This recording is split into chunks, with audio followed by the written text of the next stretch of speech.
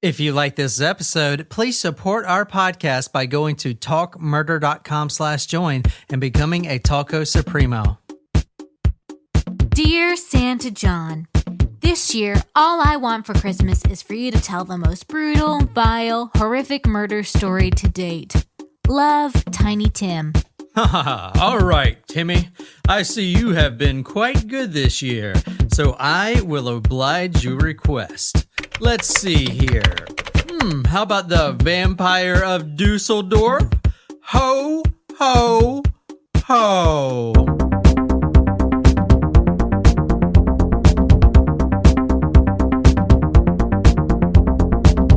Welcome to Talk Murder to Me. Merry Christmas. Merry Christmas. It's Christmas Eve. Santa's coming tonight. Yeah, he is. So put out them cookies. Oh, God. Them nice, The milk warm and cookies. Okay. All right. cookies. All right. Way to turn a family-friendly holiday into something terrible.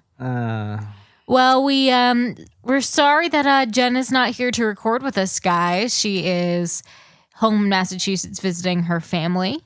We normally try to have her record with us, but it is Christmas Eve that we're actually recording, so a little hard to get folks during the holiday time. So, but we're here. And big shout out to our Talco Supremo, Megan. Hey, Megan. I have a special segment for you, but I can't do it yet because it's during Surprise Shot segment, and we're not doing Surprise Shot segment until next week because Jen's not here. Yeah, I can't do the song justice without Jen, so we're just gonna have to be Sam's surprise shot today. All right, so what are we doing today? Well, you didn't give me a hint, so I don't really know. If I give you a hint, will you guess? Yeah. Throttling. Throttle. Isn't throttle have something to do with like planes mostly? I don't know, do they? Your brother-in-law drives a plane. He flies a plane. Oh, flies a plane. Flies a jet. Yeah, I guess it's a throttle.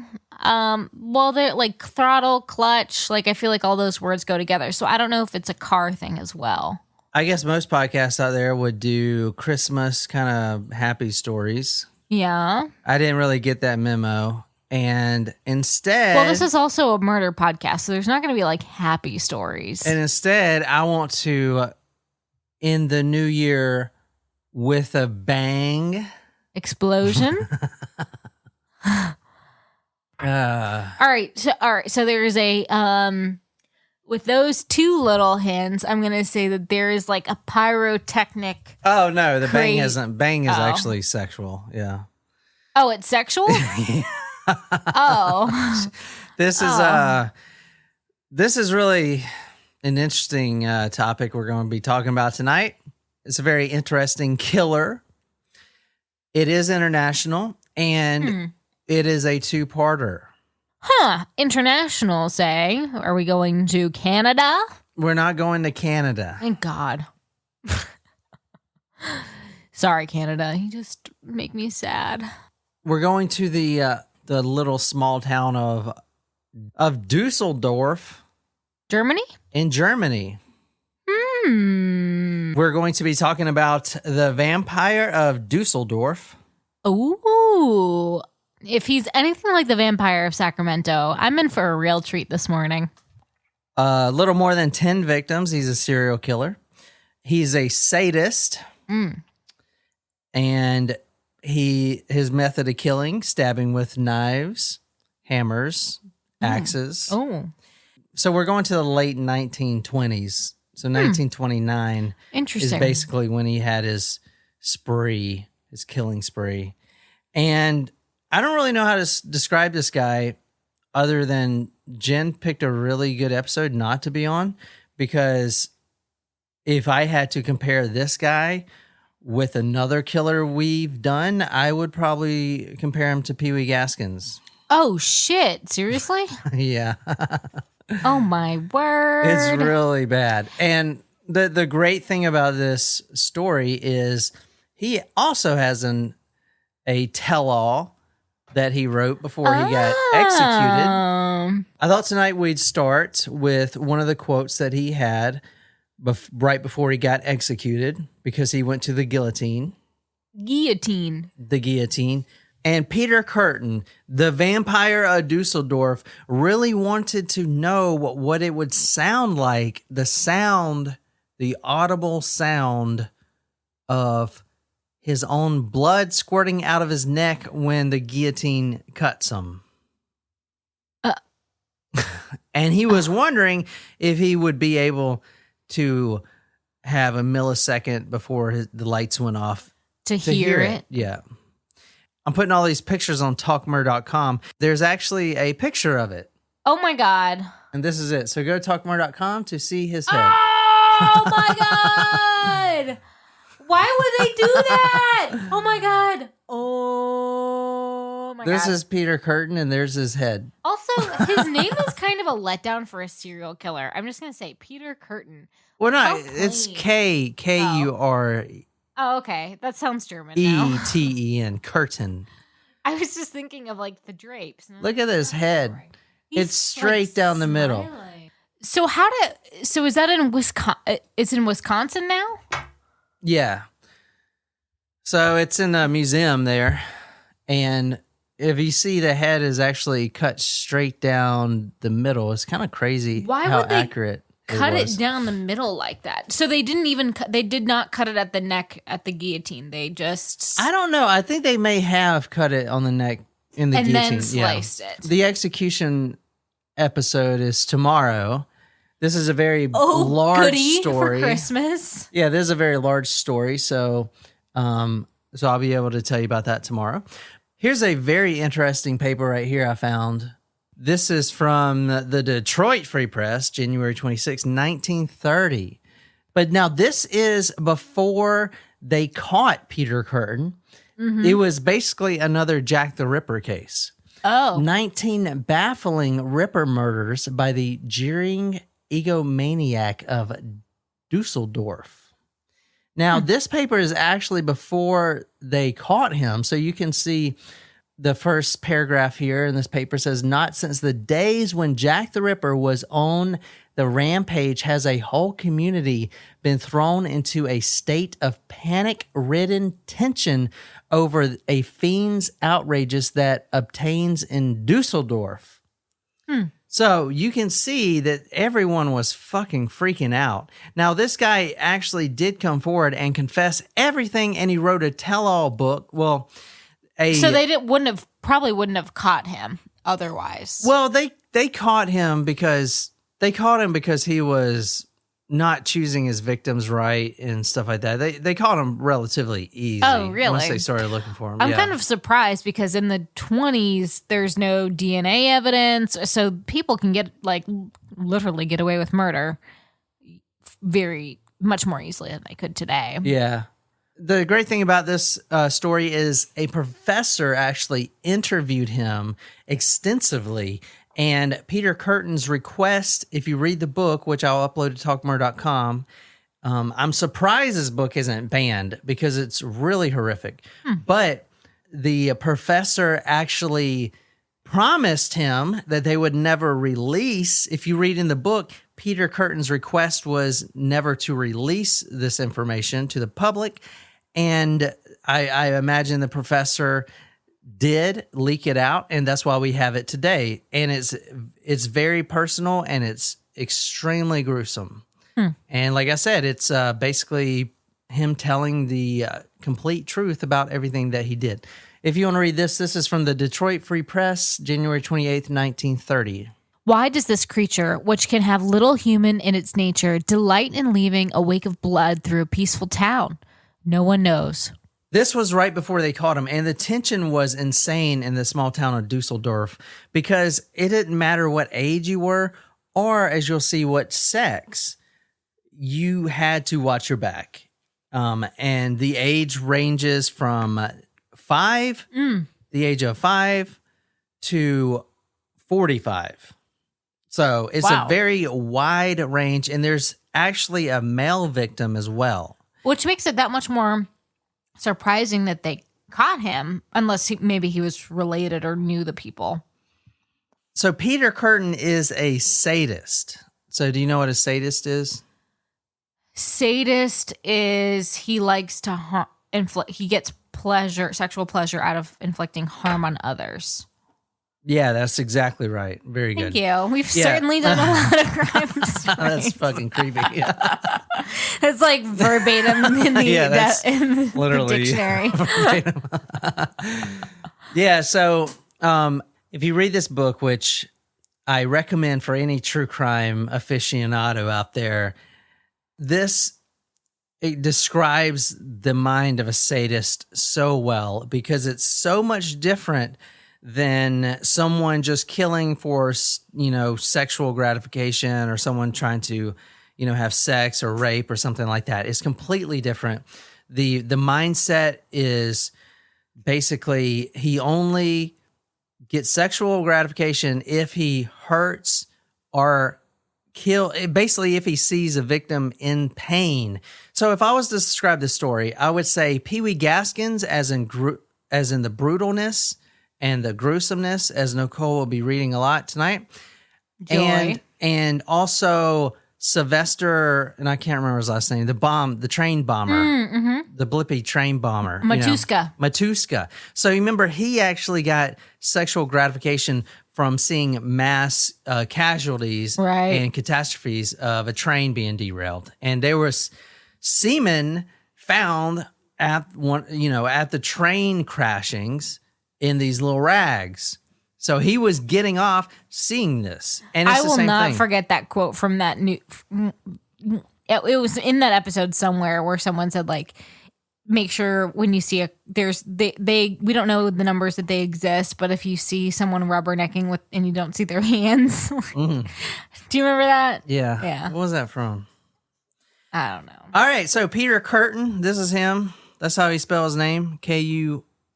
Looks like a pretty normal dude. Kürten. Yeah, actually, he was, I guess, very attractive because he had a lot of girlfriends. Huh. And in fact, most of the victims were his girlfriends. How old was he at this time period? Okay, so he was actually born May 26, 1883, and this. So he's 40? Yeah, so 1929 is when he started really killing people. And it was just a year straight spree, Huh. And he killed 10. He could have killed a lot more, but what we're thinking is about 10, because he did tell everything. And he had no incentive not to hide bodies. I mean, he knew he was getting executed. So, you know what I'm saying? Yeah. A lot of serial killers are like this. Like Ted Bundy is like this too. Like when they kill for sexual gratification, they don't want to admit it. They don't want to admit they're raping victims and stuff like that. And this guy was the same way at first, but eventually he just basically said, fuck it, and did a full expose. And he was kind of infamous. I mean, he was basically the Jack Ripper of the time period. And it's interesting, if he wouldn't have gotten caught, this would have been a very interesting Jack the Ripper type of case. And it could have been more famous, I believe, than Jack the Ripper if he wouldn't have got caught. Oh, yeah. But anyway, let's get started if you want to. So episode 1, we're going to be going over one really gruesome murder. I'm also going to be talking about his childhood growing up and kind of how he got his start being such a sadist. Then we're going to talk about how he sort of fits into the McDonald triad, which is wetting the bed, cruelty to animals, and arson. Yep. Yes. So my God, I'm just getting so good at serial killer stuff. Now, but when in the 30s, when this guy was doing his tell-all of his crimes, the McDonald triad didn't exist, so no one really asked him if he wet the bed when he was young. But so that's the only one we don't know for sure, but you can probably imagine he did, because he did fit the arson and he does fit the animal cruelty. Man, how creepy would it be if, like, you had a child and they exhibited all three of those things? Like, knowing all this stuff now, I'd freak the fuck out. Yeah. I mean, I only exhibited arson. That's good. Wait, holy shit. We would light trash cans on fire at my school. We did a lot of other shitty things. I know. All right. I'm taking you right now to the 9th of February, 9 a.m. at 1929. And you're not going to like this. Let me show you the picture of the victim. Oh, it's a child. It's a child, yeah. So this is the second murder, actually. Her name is Rosa Ohliger, Ohliger. She's 8 years old. Now, go to talkmurder.com to see all these photos because you need to paint a good picture. And plus, you don't want to miss that severed head. So be sure to go to talkmurder.com. The book that we're reading from tonight is called The Sadist. And it's a fantastic book, and it's also in the public domain, which means it's free if you can find a good copy. And I do have a good copy on talkmurder.com, so be sure to go download it. Wait, is Sadist his book, the one that he wrote? No, that's a good question. So this is actually written by Carl Berg. He's a MD. And I'm going to read from the book here. Sometime professor of forensic medicine in the Dusseldorf Medical Academy.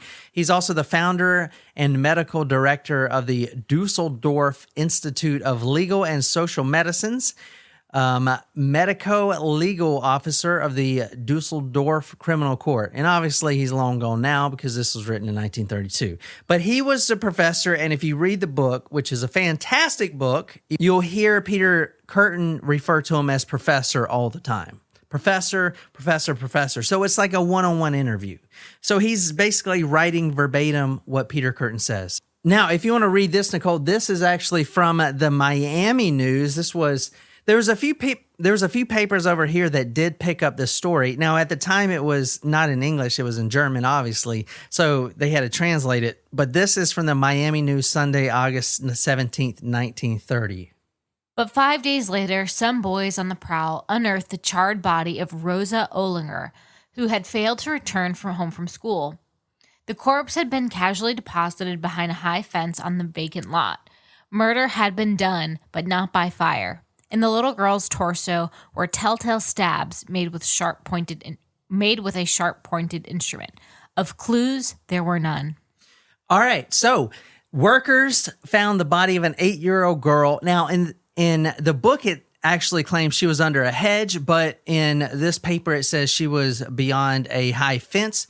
Probably both. She was completely clothed. Now, this is an 8-year-old girl, completely clothed, but her clothing was partially burnt, and we're going to get into that in a minute.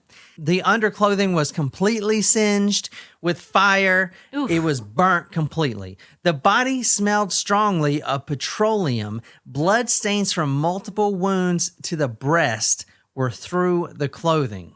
So they're saying murder had been done, but not by fire. So there was the arson piece was done after. Exactly. It's almost like, and this is really what happened. Someone came back, this guy, Peter Kürten, and he lit the body on fire almost to get rid of the evidence. On the inner part of the knickers near the external genitalia were two small blood stains. Microscopic examination revealed that the presence thereabouts of seminal fluid. In the vagina, there was seminal fluid which had flowed from a wound 1 centimeter inch in length at the entrance of the vaginal cavity. Okay, now keep that in mind. There's a wound 1 centimeter, and she's also 8 years old. Okay, but there's almost a deliberate cut in her vagina. Okay, keep that in mind. The neck and chin was blackened and discolored. Hair on her head was black, and what the papers refer to as charred mass. In some places, the hair was completely burnt off. Her left breast had 13 stab wounds in a section about the size of a fist.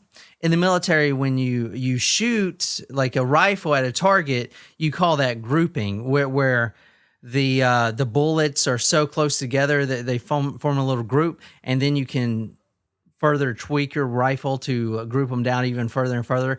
The reason I'm saying that is because they actually use the terminology grouping in here. But interesting. So they were precise and they were grouped. What does that mean? The child had to be unconscious, right? She can't be squirming around to have such precise. Yeah, so she has to be at least unconscious or maybe even dead, for him to completely stab in the same sections. Good point. Yeah. Case 46, the murder of the Ollinger child. Kürten's account. On the 8th of February, 1929, I left home about 6 o'clock at night. I went toward St. Vincent's Church, where I met a girl between 8 and 10 years of age. I asked her where she wanted to go. She said, home. I asked, where do you live? She said, in the Langerstrasse. I said, come on then, I'll take you. He goes on to say, here I seized the child's throat, strangled her, and put her on her back. With my right hand, I drew the scissors out and stabbed the child in the left temple. And you saw the illustration of the temple stabs, and in different places about the heart. The child seemed to be dead. So in some ways, it makes me feel a little bit better that she was probably dead when he sexually assaulted her. All right. Now, this is what he says. This is from the sadist. I didn't have sexual intercourse with the child. It wasn't necessary because I had already ejaculated. The reaction had already set in while I was throttling Ollinger, but not ejaculation. It was only while I was stabbing her that the excitement ended in ejaculation. I had my member out and ejaculated without an erection, which is much nicer. What? You can do that? You're going to be reading a lot of cases where he just... You can ejaculate without your dick being hard? Yeah, I guess if you're a sadist. If you read this book, which you're going to be reading a lot. Sorry, that was a question directed at you. Is that something that's like... I didn't know you could, but apparently you can. Because he would stab someone and basically have an orgasm. It's fucking insane. But the last sentence of that is, which I like the word member. I love that word. God, I hate that word. It's throbbing member. I love that word. It's gross. That and moist. I don't mind the word moist. Because sometimes, there's nothing else that should describe a cake, Yeah, but women hate that word, moist. I don't hate it. I actually don't like the word panties, though. I really don't. That's my favorite word. I thought you said moist was your favorite word. No, I like the word panties when it's said really sexy. My panties. Like that girl from... what girl says? From The Wolf of Wall Street when she says, in my panties. Oh, yeah. Anyway... It also says, I had my member out and ejaculated without erection, which is much nicer. It's kind of crazy. 5 of the wounds had penetrated the heart. 3 had pierced the left and right pleurae. 3 had penetrated the liver. In the pleural cavities, I found 750 cc of blood. Death must have been swift through the internal hemorrhage. You'll hear the word throttle a lot in this episode, and if you read the book, you'll soon understand it doesn't mean just getting on top of someone like you think. Like maybe being over top of a woman and just having your knees pushed out so she can't get out. Throttling in this book is choking. Oh. That is what he means when he says throttling. So when you see something and when you read something that says, I was throttling her, he's basically mean he's choking her to death. Oh. Yeah, just to let you know. Go ahead. When I was throttling the child, I inserted my middle finger into the vagina. I pulled down the little knickers a bit and later on rearranged them. But I did not feel anything. Only when I took the scissors and stabbed, I had an ejaculation. In the handling of the child, I might have introduced some seminal fluid with my finger, which he found later on. That was the first case. You can start to see the sadist mentality. He is getting off... And he's a pedophile. Yeah. Well, he's actually having an orgasm, not because he's raping a woman, or a child, but he's stabbing them, as you see right there. Only when I took the scissors and stabbed, I had an ejaculation. If you want to really know what a sadist is, this is the best case, I believe, that's out there. Because the mindset, like, he can ejaculate without an erection and only when he's doing physical harm. That's why I told you earlier to remember, the child's vagina had a tear in it. It's because he tore it. Yeah. Because it was painful to her, right? Exactly. Right? So he's only ejaculating and having an orgasm when the victim is in excruciating pain. Not when they're dead. When they're dead, he doesn't care. Right. Only when they're having, this excruciating pain. That's very important. I'm trying to really drive that home. Doing a good job. All right. There was a congestion of blood found in the head. She suffered forcible strangulation, that is throttling. No finger wounds are found on the child's neck, so he must have used a cloth or something. We're going to get into what he used, and it's fucking crazy. In the next episode, we're going to be talking about survivor stories, because there are plenty of survivors. And how he would start his attacks will really shock you. And he used what he used on this child. It's fucking crazy. So wait till the next episode for that. Now, Rosa Oliger, her mother, said her daughter was at home and eating sauerkraut. It's like a German thing, right? Mm-hmm. At 2 p.m., she goes to visit a friend, but at 6 p.m., she leaves and she takes a shortcut through this little footpath. And her death must have occurred between 6 p.m. and 7 p.m. that evening. The condition of the genitals revealed an injury of little consequence on the mucous membrane of the vagina. The hymen was torn about 1 centimeter. Only slight traces of seminal fluid were found on the child's underclothing. It was clear that an ejaculation could not have taken place into the vagina. It really complements what Peter Kürten, his actual story is too. He didn't actually insert it inside of her, right? But he did tear her hymen, okay? And with a knife, I think, right? With a knife or something. Or scissors. Yeah. And what is a hymen? Should I know that? So the hymen is that like the like a ball or something? No, it's tissue. Oh. That tears when you use it can tear from horseback riding and stuff like that, but usually it's torn when you're the first time that you have sex. Shit. When you pop your cherry. Is that what it's when you might bleed a little bit. That's what one of my old time favorite rappers, T.I., he was in the news for that because remember he was checking his daughter's hymen. Oh my God, what do you think about that? I think that's pretty fucked up because because it can tear from other things too. He got in big shit because of that. Yeah, I mean that's also a huge invasion of his daughter's privacy. That's really and that's just fucking creepy. That is kind of creepy, dude. That's her personal health information. Yeah, that's kind of creepy, man. Yeah. I tried to have your back just now, but now that I really think about it, that's kind of creepy, dude. I mean, you're a good rapper, but kind of creepy. Mm-hmm. Yeah. So that's when your cherry pop. It's just really weird now that I think about it. Yeah, why would he care that much? I mean, I get it. He's a protective dad. I get it. Yeah, that's where I was going to come from. I was like, this guy is doing the right thing. But now that you said it like that, I was like, wow, this dude's a fucking creep. Yeah, what dad would go to his daughter's OBGYN? Yeah. Fucking weird. Wait, so the OBGYN, he told him, right? Which I don't know if they're allowed to do. I don't think they're allowed to do. I mean, maybe they can if she's under 18, but I'm pretty sure that's a violation of HIPAA. You haven't put out a fucking album in forever either. Let's talk about that. Anyway, here we go. I did like T.I. I did too. I now directed Kürten's attention to the burning. That, of course, I did not do to destroy the body by fire. I got sexual excitement in doing it, but no ejaculation. The following morning at 9 o'clock, I returned once more when she had been found. I then saw the officials and the crowd of people, and I nearly had an ejaculation, but not quite. Yeah. So seeing the crowd of the people, just like that Sylvester guy, right? Such a weirdo. So, all right. So you got enough of that, right? You understand that murder. Oh, yes. All right. Let me talk about his childhood growing up. He was born on May 26, 1883. He was born in Cologne.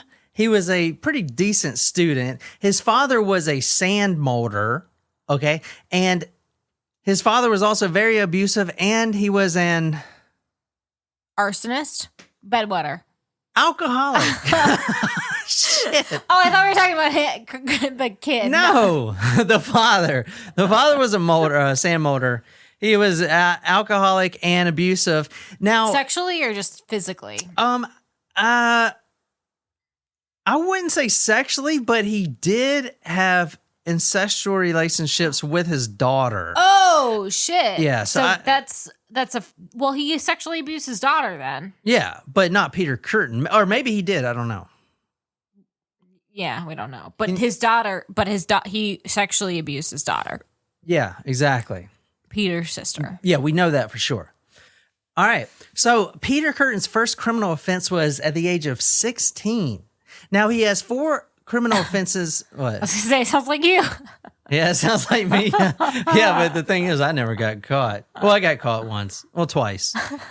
Arrested once. Oh, shit. Oh, shit, he is like me. Just kidding. Hopefully he's not at all. Yeah, mostly theft, but he did confess to 4 arsons in 1904. In 1905, he was locked up until 1913. In 1913, he was set free, but then he ends back up in prison for another 7 years. And after that, he kind of cleans himself up and moves to Dusseldorf in 1925, where this whole thing unravels, right? And most of the rapes and murders started in 1929, and they were in very quick succession, some in the same day. Oh, wow. So when you read from the book earlier, it said case 46.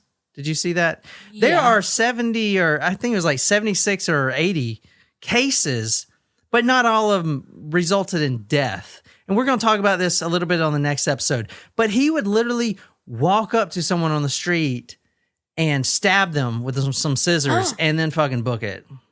Oh. It's crazy shit. So that's why I was like, why is, 10 murders every day? How can that, that didn't quite compute. So that makes more sense.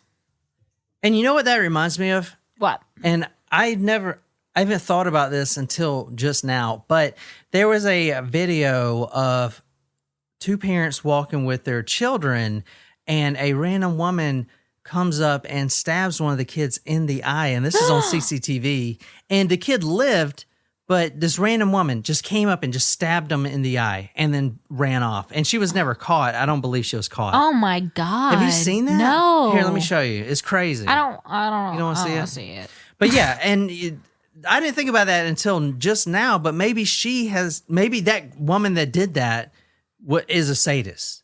Because it was just so random. I mean, the parents didn't even know that it happened. It was so quick. She just walks up and just stabs them right in the eye and then just runs off. And by the time the parents knew what was going on, she was long gone. And their kid was like, about to die. But he lived, but, wow. It's crazy. That is crazy.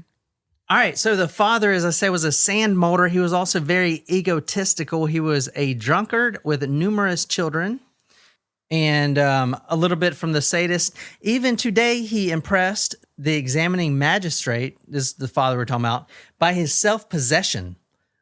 His observations sometimes revealed humor and irony coupled with an intense irascibility. What's that word mean? I haven't heard that one before. His manner of speech at his examination was abrupt and self-possessed. To sum up, he was formerly a heavy drinker, irascible and violent, and on that account several times in prison. Sexually uncontrolled, he had been imprisoned for incest with his eldest daughter, a sentence of 18 months penal servitude in 1897. Yeah, so that's fucking crazy. Now, Peter Kürten had 10 brothers and sisters. They were in poverty, but not because his dad didn't have a good job, but all the wages go to alcohol. So you can barely feed the children. Now, he was very badly abused and would run away from home often for weeks on end and hide in the woods and sometimes in school buildings until he got caught. And he would steal money from women and even children while he was running away, living in the woods so he can feed himself. That kind of leads up to his criminal behavior. Peter Kürten stole money. So when he was 16, he gets an apprenticeship at his dad's factory. Now, this was when his dad was in prison for the incest. So when he gets back, his dad's there, and like Peter Kürten is an apprentice for this molder company. Mm-hmm. And eventually at 16, he steals money from the company and never returns home again because he's wanted, obviously. Wow. Now, going back to when Peter Kürten was 9 years old, he was living next to a dog catcher. Now, this is kind of crazy, but the dog catcher taught Peter at a very young age of 9 some very not good things. For instance, Peter eventually realized that he liked to cut off the head of the dog to enjoy the blood rushing from the neck. And that's when this is the first times that he's not only seeing that he likes it, but he's seeing that it's more of a sexual thing. I mean, because he's going through puberty, and that's about the time you start figuring some stuff out with your wiener and stuff. So, like, he's actually starting to see that it's this mutilation and this violence is linked to his sexuality. I watched this frequently and enjoyed it. I was then 9 years old. This dog catcher also showed me how you make the dogs attached to you, taught me how to play with the dog's genitals until it ejaculated. An animal like that can't be beaten away. Oh my God. Around this time, he started his cruelty to animals. You have asked me when I first detected in myself a tendency to cruelty. Well, that goes back decades. When I was a child, I did not torture animals, at least not more than other boys do. Isn't that crazy? Yes. At least not more than other boys. On that same page, he goes to describe, quote, I used to stab sheep, for instance, that were grazing on the Grafenberger meadows. When I did that, I realized that it gave me an agreeable feeling, but without any ejaculation. Okay, this is when he was like 9 years old. I still have a scar on my finger where a squirrel once fastened his teeth on me. I had to compress his neck to make him go. And handling it like that, I had an ejaculation, although only a boy of 14. So there's that link there that most people don't have, right? So like, no. Most people like sex because it feels good. Well, somewhere in between, if you definitely grow up in a violent childhood and you live next to a dog catcher that's cutting heads off of dogs and stuff like that, then somewhere in there you develop a link between sex and violence, and it gets freaking linked in together. And that is a bad combination right there. Yeah, agreed. And that's why you have a guy like this. It's fucking awful. I think this is nurture and not nature, but you know. Yeah, I think that with a lot of the cases that we cover. Like I said, this episode is kind of easy. I'm letting you in easy. The next episode is not going to be so easy. It's going to be murder, murder, murder, murder, murder. But I want to show you the background and kind of develop the MO on this episode. So the violence gets linked to sex, and then you have this. I saw my parents have sexual relations. Of course, I soon decided that I would try for myself. I began first with a schoolgirl and got as far as contact with the naked body, but not to proper intercourse, as the girl resisted and moved about too much. It was this way that it occurred to me to try it with animals. Oh. I went to my neighborhood stables where it was easy for me to get in. I actually did have intercourse with female animals, and I did actually force my member into the animal. Then later, I thought no more of it. It was only a temporary thing at about the age of 13. That's just temporary. But then he starts developing this, like I said, this link, and here you go. It was in my 13th year that for the first time I secured a complete orgasm by wounding. I attempted sexual intercourse with the sheep. Whether it succeeded or the sheep would not keep still, I forget. I stabbed the sheep and at that moment ejaculated. I repeated that frequently for 2 or 3 years. So yeah, it's natural. He's not like touching himself, which is fucking crazy. Well, and this time he was going to he's have stabbing sex. And it's just he was attempting to have sexual intercourse with the sheep. So yeah, he's like kind work. of trying to get himself worked up to go have sex. But it's not working. Kills the sheep instead and ejaculates. Yep. You know what I mean? Like he's like all randy, ready to have sex with the sheep, tries to do it. And it doesn't work. Instead kills it. But it's interesting that he can ejaculate without having a hard on. Yeah, I know. It's crazy. It's medical phenomena there. between February and November 1929 was when his intense killing spree went on, but there was actually 3 cases in February. And this one is the Frau Kuhn case. Case 45, Frau Kuhn. Kürten states as follows. On a Sunday evening, I strolled about the neighborhood of the Hellweg in search of a victim. I had pocketed a pair of scissors for this purpose. Toward 6 o'clock, I saw a woman going along the Bergstrasse. I went up to her and shouted, "Stop!" And then, "No noise!" Then, with the scissors, I stabbed her blindly. I left her lying unconscious. I heard cries for help and made my way quickly down the Hellweg. When I was cleaning the scissors at home, I noticed from the blade that the pointed part had been broken off about 8 to 10 millimeters. So that was February 3rd, 1929, and it goes on to say, the man overtook her, bid her, quote, "good evening," gripped her by the lapels of her coat. With the other hand, he stabbed her. The woman fell back and screamed for help, and the criminal made off. Now, this is one of the random attacks. As I said, there's like 70 cases altogether, but only 10 murders. He would literally go up and stab someone, and then he would ejaculate when he stabbed someone. It's crazy. Bizarre. You know what I'm saying? And then he would run, and then he would come back to the crime scene when all the cops and all the excitement's going on and ejaculate again. That's basically his MO. Now, she had 24 flesh wounds on her head, waist, and arms. A flesh wound? Yeah, and it was in rapid succession. He actually did harm a male victim, and this shows you that it's not a gender thing. It's not him trying to have sex. It's just the hurting, if you want to read this. I was scoring the Hellweg for a victim. I saw a man coming along. I thought, that's a suitable subject. Not a soul to be seen anywhere. The man was staggering. He bumped into me. He was drunk. I stabbed him with the scissors. At the first stab in the temple, he fell down. Then at once I got sexual excitement, and the more I stabbed, the more intense it became. I gave him a severe stab in the neck, and I heard distinctly the faint gushing of his blood. That was the climax. Then came the ejaculation. So now does it make more sense at the beginning when I said, I want to hear my own blood rushing out of my neck? It would be like the ultimate climax for him. Because he's getting his head cut off.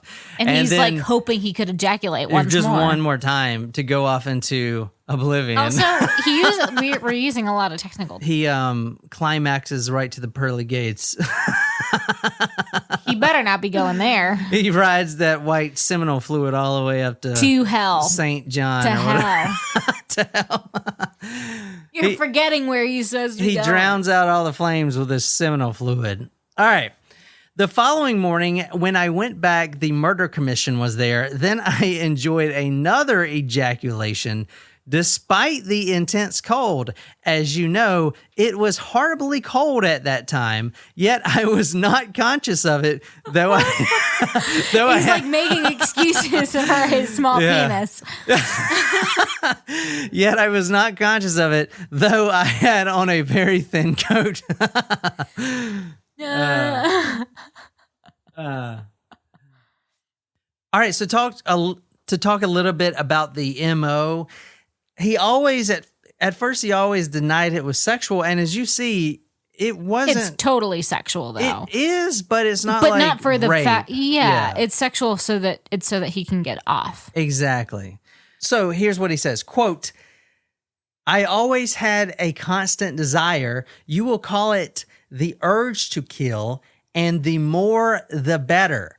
Yes, if I had had the means, I would have killed masses. I would have caused catastrophes." Huh. Yeah. Well, that's pretty fucking ominous. The sexual urge was strongly developed in me, particularly in the last years, and was stimulated even more by the crimes themselves. For that reason, I was always driven to find a new victim. Sometimes, even when I seized my victim's throat, I had an orgasm. Sometimes not.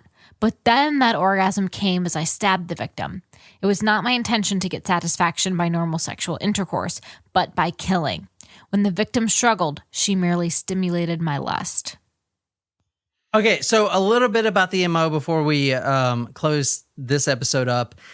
he's a sadist, so he gets his pleasure from pain. Mm-hmm. He kills his victims with either hammer, garden shears, or like an axe or something.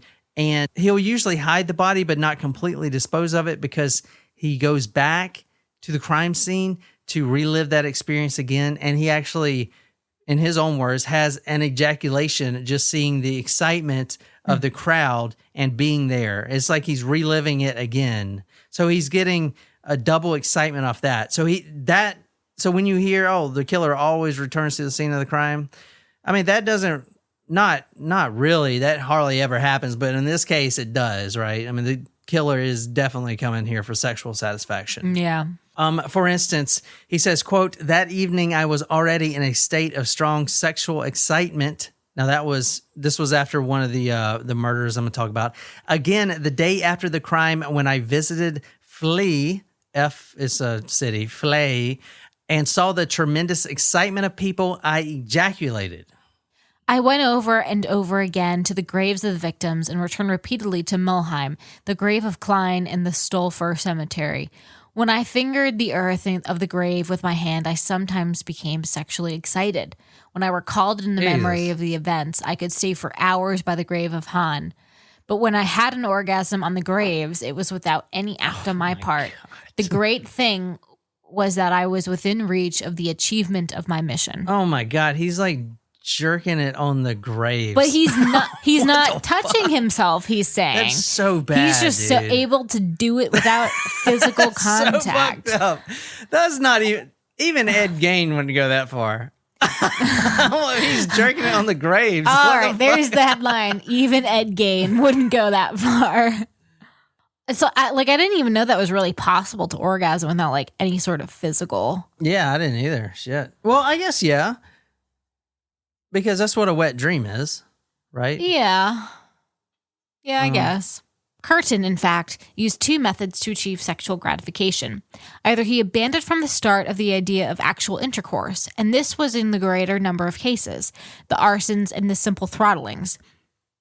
Or he resorted to an attack on the genitals of the victim by gripping under her skirt or by rough handling of her vulva. Yeah. So I hope you got a good idea of who this guy is. So the next episode, we're going to be going into more of the gruesome details of each murder. Are you excited? I'm so excited. But I wanted you to... What a lovely Christmas story. Yeah, I wanted you to at least get an idea of who this guy is before we just dive into murders, and then you're like, what the fuck? Why is he doing this? Now you kind of know. Well, I've already gotten a good taste. Shit. So that's that guy. And he was actually married at the time, and a lot of the victims we'll talk about on the next episode were his girlfriends. They would go out with him, and it's funny because he would always, on the first date, assault them and choke them and throttle them and nearly kill them, and they would still go out with him again. And a lot of them ended up being permanent victims. Wow. Yeah. And his wife would actually walk in to the house, and he's with one of the women. I mean, she knew that he was cheating on them and all this. It's crazy. We'll get into that next episode. All right. Well, thanks, guys, for listening to this episode of Talk Murder to Me. Have a Merry Christmas. If you enjoyed this episode, be sure to hit that subscribe button on whatever podcasting app you use. If you like the story, you can follow us on social media, Facebook, Twitter, Instagram. If you're absolutely obsessed with this podcast and want to become our stalker, go to talkmurder.com/join. Become a Talk Us Primo. Get a badass t-shirt, sticker, swag, a lot of love. Shout it out all over the place. Tell me what story you want me to do. I research it, dedicated to you on the Talk Murder Me podcast. My name is John, here with Jen, and... my name is John, here with Jen. My name is John, here with Nicole, and until next time, Merry Christmas. Ho, ho, ho.